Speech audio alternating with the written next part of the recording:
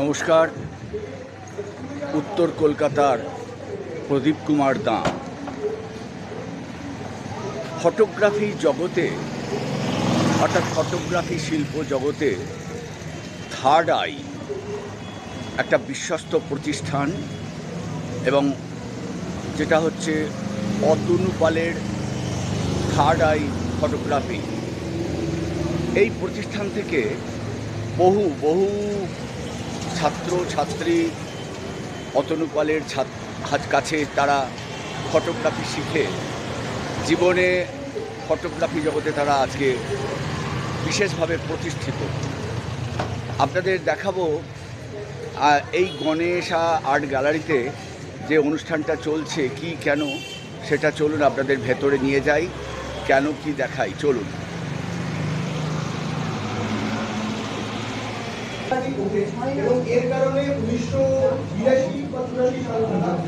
দেখতেই পাচ্ছেন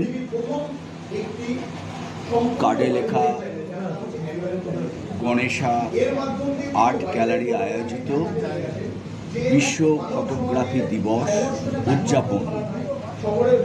third eye photography.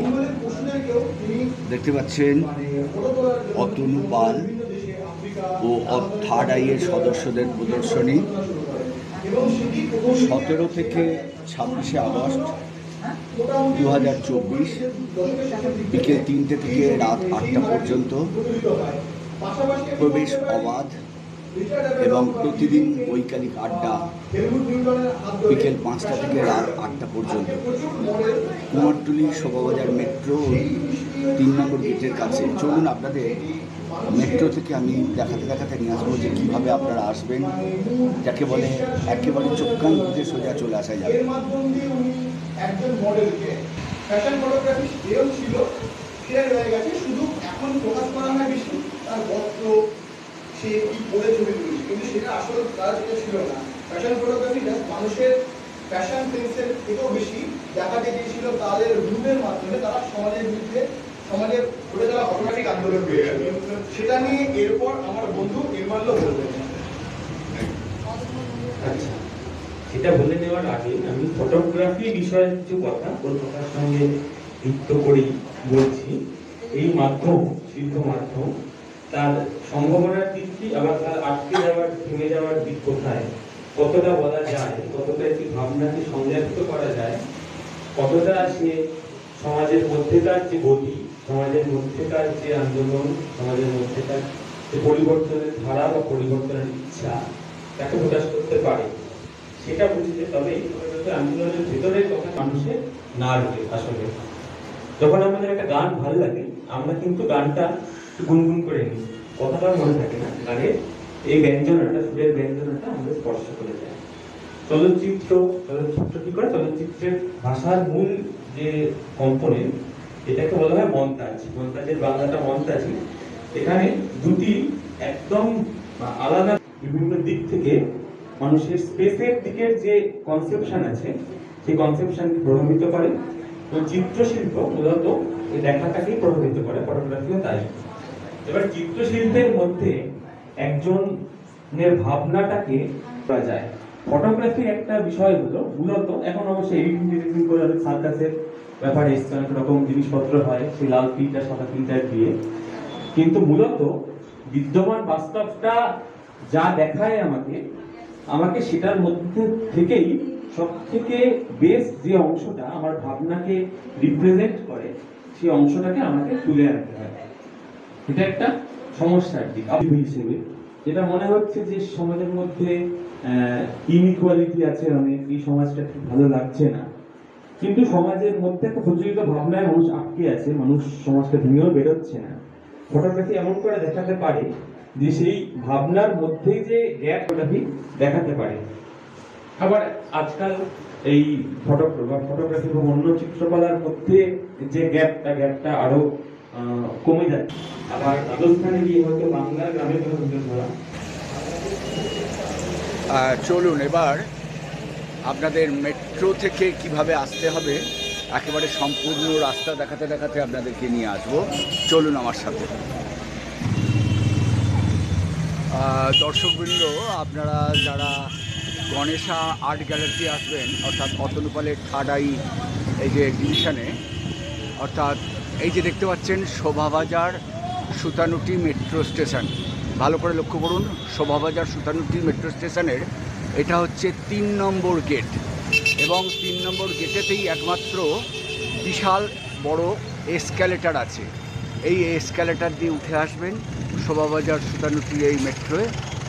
এরপরে দেখুন রাস্তা কোনো রকম পার হবেন না, এই রাস্তা ধরেই অর্থাৎ বাঁদিক ধরেই দেখতে পাচ্ছেন যে একটি লাল মন্দির, মাঝখানে একটি লাল মন্দির দেখা যাচ্ছে।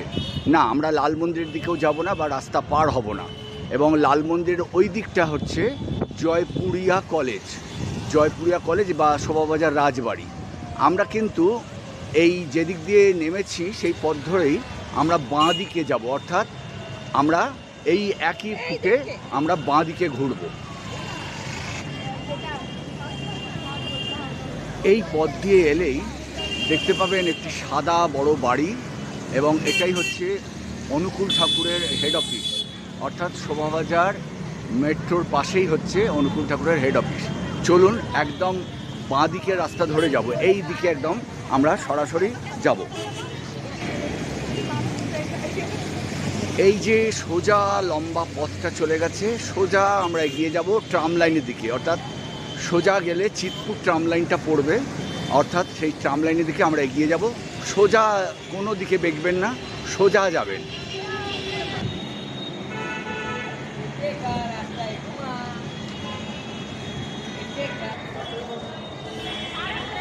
এবার দেখুন এইখানে একটা রয়েছে প্রতিষ্ঠা কমিউনিটি হল, একদম আরও সোজা যাব, কোনো দিকে বেঁকবো না, কোনো দিকে ঘুরবো না, অর্থাৎ প্রতিষ্ঠা কমিউনিটি হলের সোজা বেরিয়ে যাব।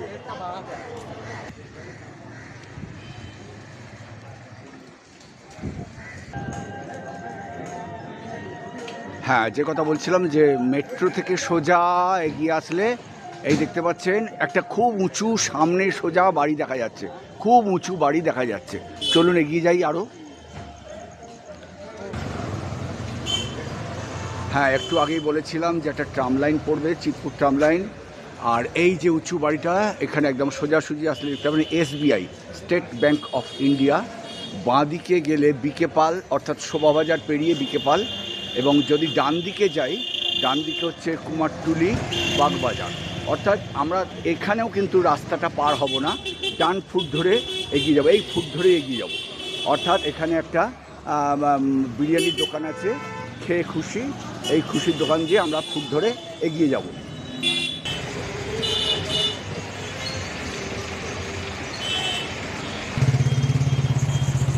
হ্যাঁ, একেবারে গন্তব্যে পৌঁছে গিয়েছি, আমাদের যেখানে আসার কথা, অর্থাৎ গন্তব্যে পৌঁছে গিয়েছি। দেখুন গ্যালারিটি উল্টো দিকে একটা লাল বড় বাড়ি রয়েছে, এটাই হচ্ছে শোভাবাজারের গুড়পট্টির বাড়ি। ঠিক এই যে সিমেন্টের দোকান, ঠিক তার উল্টো দিকে এই হচ্ছে গণেশা আর্ট গ্যালারি, থার্ড আইয়ের অনুষ্ঠান এখানেই হচ্ছে। চলুন ভেতরে চলুন। এত বৃহৎ আকারের একটি আন্দোলন, একদম শীর্ণকায় অবস্থায় মানুষ আছে। এখানে আরেকটা যেটা মানে মৃত সময়ে